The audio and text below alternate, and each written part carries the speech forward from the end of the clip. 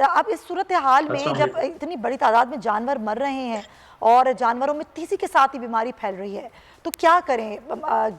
गोश्त खाया जाए, नहीं खाया जाए, क्या मशवरा देंगे आप?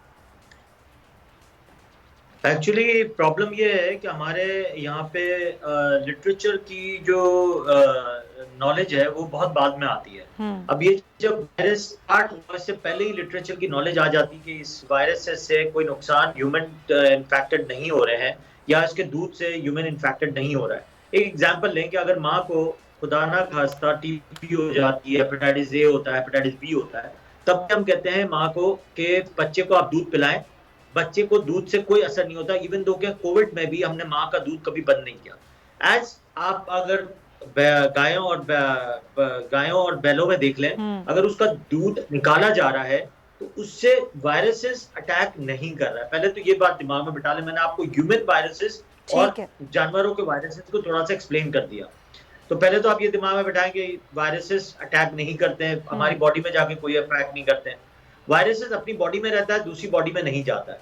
ठीक है। सेकेंडली, अगर एक चीज मैं दूसरे लोगों से डिस्कस कर रहा था तो दूसरे लोगों की एक जो मयाद थी, यानी बहुत सारे लोगों को ये था कि ये गोश्त के अंदर जो मार्क्स आ रहे हैं वो हमें उससे घिन आ रही है, उससे चीजें हमें अच्छा नहीं लग रहा खाने का।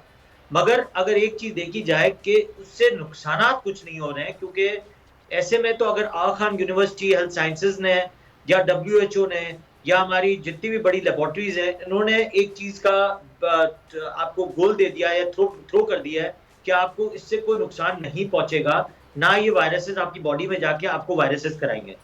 लेकिन अगर इंसान को फील होता है कि इस खाने से इनको घिन आ रही है या इनको अच्छा नहीं लग रहा, तो of course they don't have to eat it.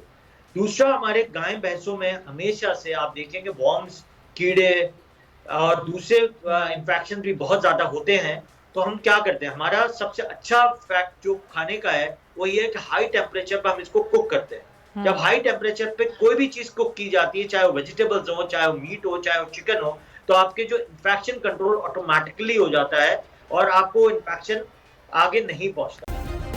Subscribe करें और बेल दबाएं ताकि कोई खबर रह न जाए।